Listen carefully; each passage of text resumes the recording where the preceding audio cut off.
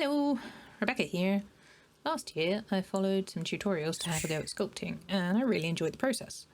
Part of the sculpt used polymer clay, but I felt like the clay that I had to hand had some limitations, and having watched a bunch of videos with people making some really amazing sculptures using Sculpey, I decided to get some for myself and see how it compared.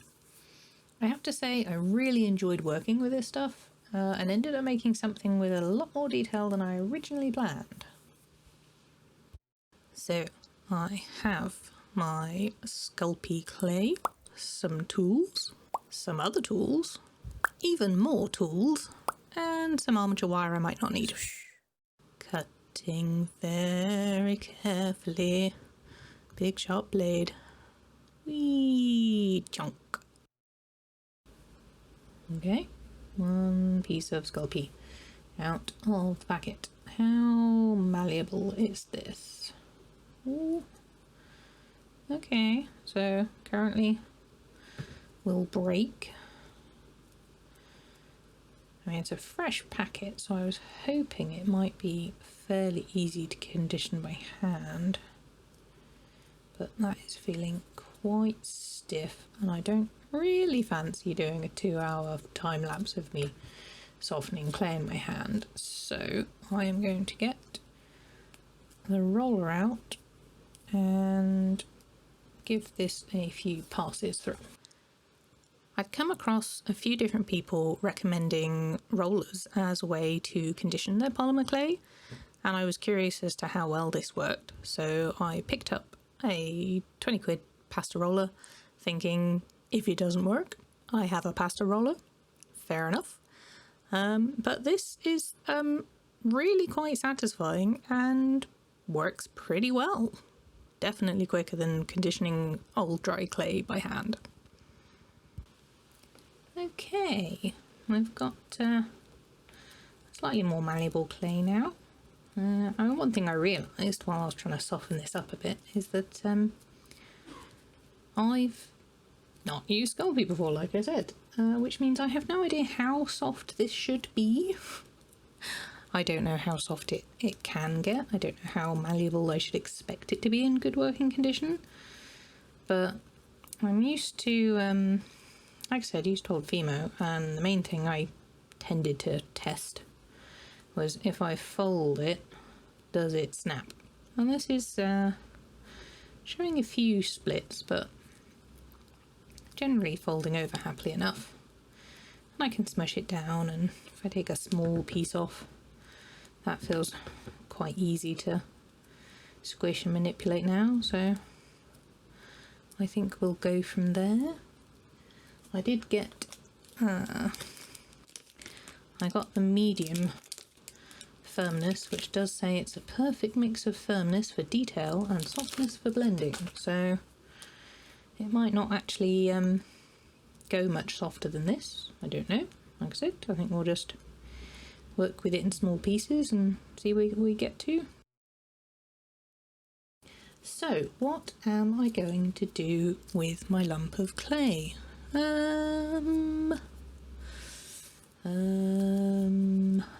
Squidge it around for a bit. Part of me really wants to make a dragon. Like, it's so totally dragon time. But that would also probably be quite a complicated thing to try and do as my first attempt at really sculpting in a clay and not just sticking twiddly bits together and putting the odd line in and going, ta-da, it's a thing. So I don't know. Come on, roll down. How thinly does this roll? Does it stay together? Does it start splitting? Ooh. Don't know. Ta-da! Snake. Okay.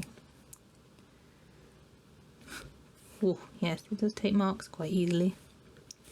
Dink, dink, dink, dink. Marks. Well, okay, you might not be able to see it. There you go, if I shadow it, you can see accidental thumbnails all over the place. Well, tiny snake body, you're gonna get smushed together again. Let's see. I do kind of just want to make something small. So I moved on to just experimenting with the clay for a little bit. I rolled it out, checked if it stuck to the mat much, checked how thin I could make it just with my hands. I also got some tools out and started experimenting a little bit with texture. I used the tooltip here to try out a basic scale pattern, just seeing how crisp the lines were and how well the clay sort of holds the patterns. I also tried just shaping it a bit, just different shapes, how easily it moulded, how easy it was to work with, how crisp the lines were. And I tried attaching one piece to another and seeing how smoothly I could blend the pieces together, how easily they joined. And the answer was pretty smooth, which was encouraging. Swish. So then I decided to just get a small piece and sort of started making a little head shape. Still thinking dragons. And I used my little silicone tools that I had. I just sort of popped in a nostril and started shaping out a cavity for the eye. I used a little ballpoint stylus to round that out and deepen it.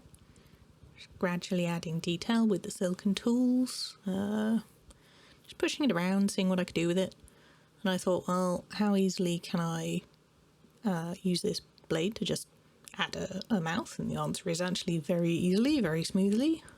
Softened out the edges a bit with the silicone tools again, and just generally kept working on this little head shape. It was coming together surprisingly easily. I still didn't have a particular dragon plan in my head, but at this point I thought, well, let's try adding a horn. How easily can I add a second piece of clay to this?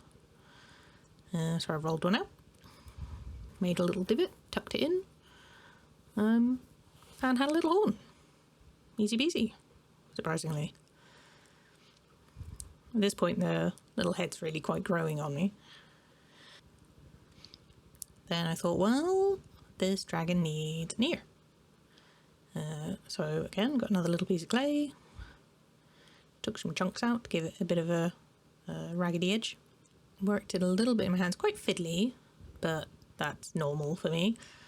And then again, in with the silicone tools just to try and detail the ear a bit more. I wanted to get detail while I was holding it rather than after I put it on the head, because I didn't know if I'd smush the whole thing if I tried doing it that way.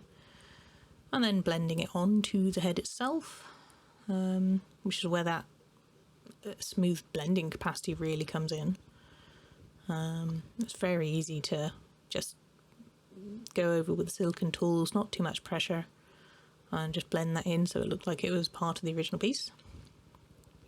I ended up with this little head.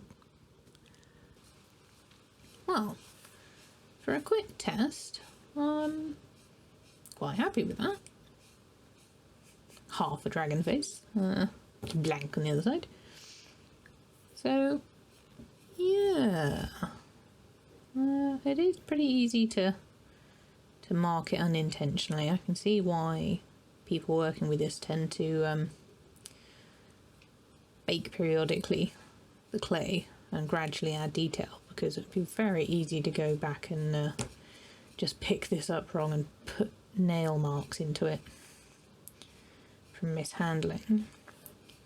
But pieces blend in together quite nicely, quite easily.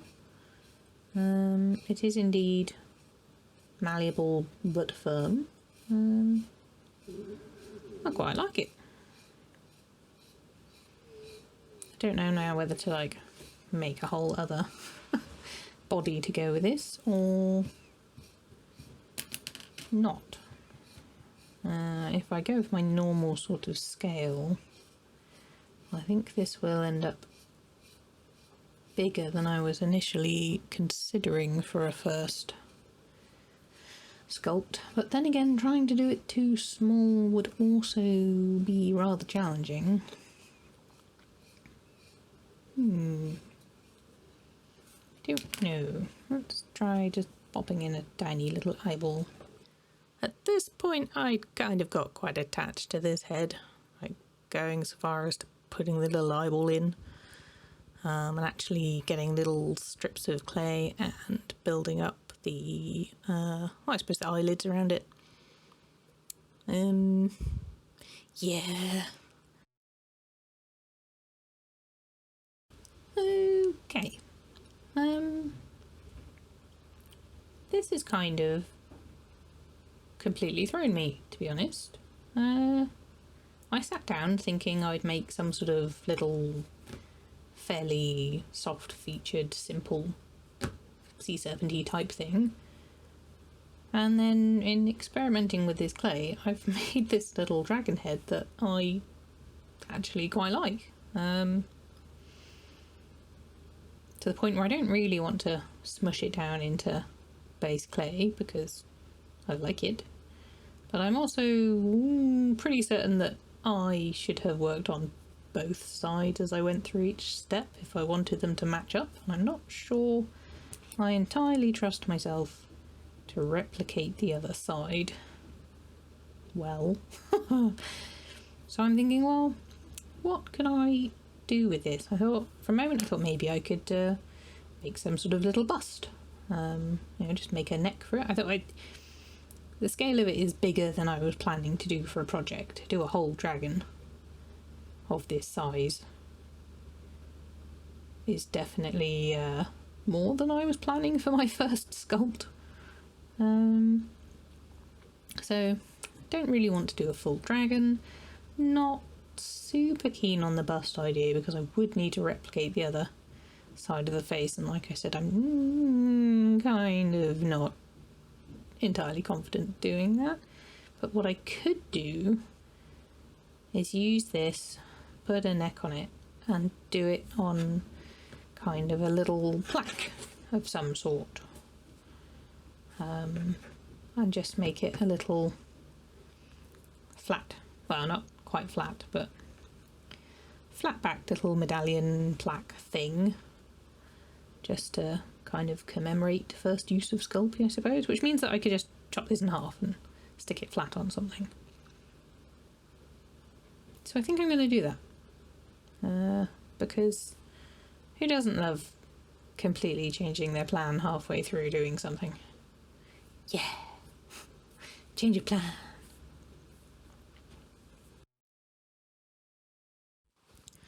I tried rolling out clay to make my little plaque base. I was a bit worried it might stick to the cutting mat, but it actually lifted away quite happily as long as I moved it fairly often. Swish. I trimmed the clay down to a rectangle that just looked about the right size compared to the head. Smush this back into usability. Take that off for a second. Yep, that's still movable. Ooh, that's another question. I don't know whether or not Sculpey shrinks much when it bakes. I don't think it does. And certainly I'm working with small enough, thin enough pieces that I don't think I should have any trouble with the baking. Right. Slightly unsettling bit of cutting this little head in half. Let's actually do that on camera, that would be nice. I think.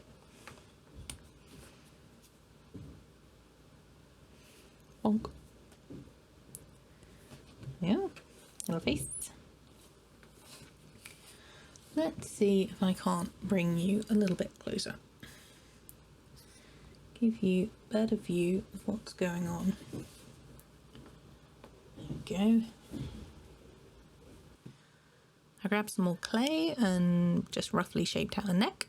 Popped the face on, just tried a few slightly different angles.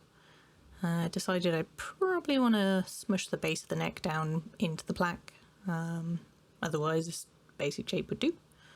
I wasn't sure how well the pieces would stick to the plaque section without me pushing down firmly on them, but I didn't want to push down too heavily on the face because I didn't want to squash it. I wasn't sure if the neck would look right against the back plate if you had a gap around the edge, so I really took the time to push the clay down into the back plate and smooth it out, so it was a nice neat join. I used a metal tool to then just gradually pull the base of the neck down and blend it into the back plate of the plaque, and then use the edge of the tool to carve in some neck ridges. And I use the silicone tool to just kind of work those plates a bit to make them look a little bit more like they overlapped. The wedge tool worked really nicely for this. And I also just sort of added a slightly stripy texture to the plates as I went along. I decided the neck was looking a little bit fat, but also that I wanted to add some spines along the back of the neck, so I just went straight in and cut into the clay with a scalpel.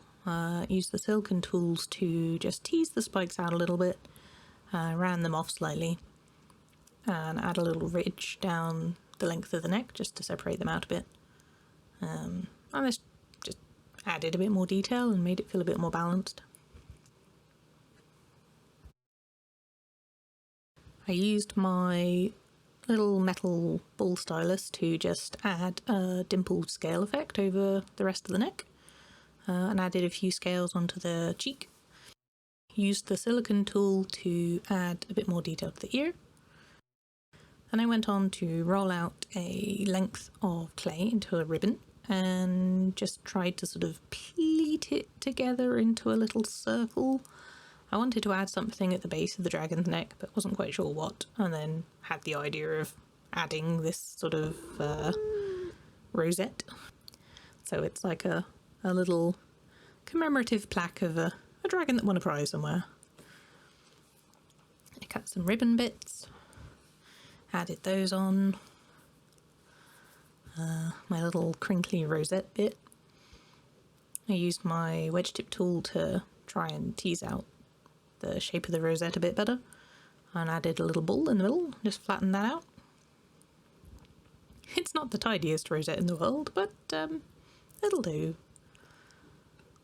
Then I went in and just made a bit of a border around. I didn't like that the plaque was just flat, so I figured I'd just add in a bit of a dent and make a frame.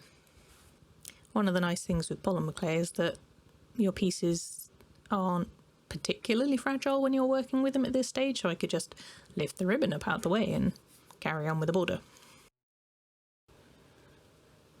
I'm actually quite pleased with how well this little very thin and plasticky set of very pink silicone tools works. I think I got these.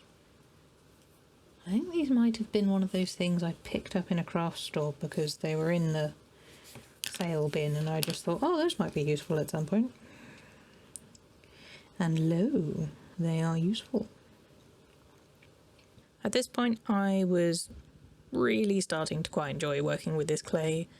It takes impressions, textures really quite happily. If I want to put in a neat line, it does seem to take a neat line. It keeps edges crisp, but it's not so firm that you're having to put tons of pressure on to make the line in the first place, which means that if you want to keep depth to it, you're not squishing the clay trying to get your details in.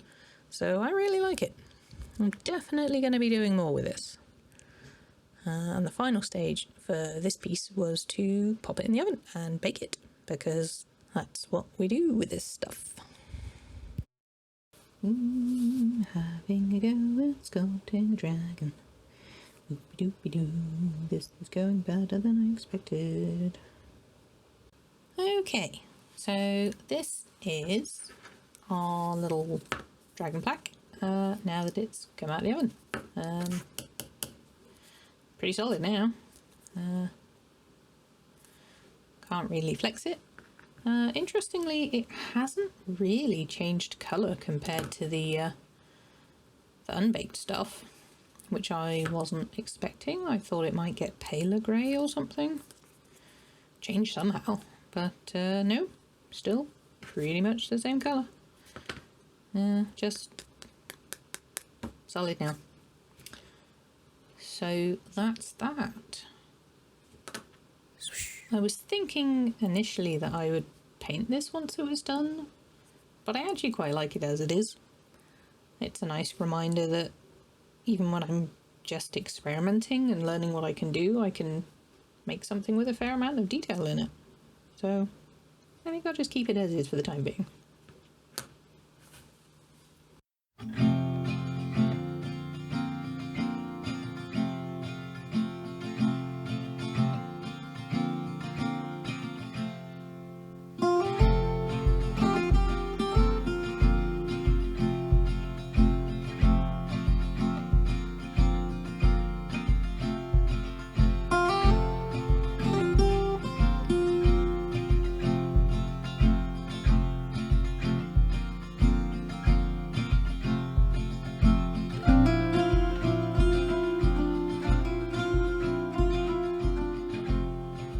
Have I managed to get cat hair in this?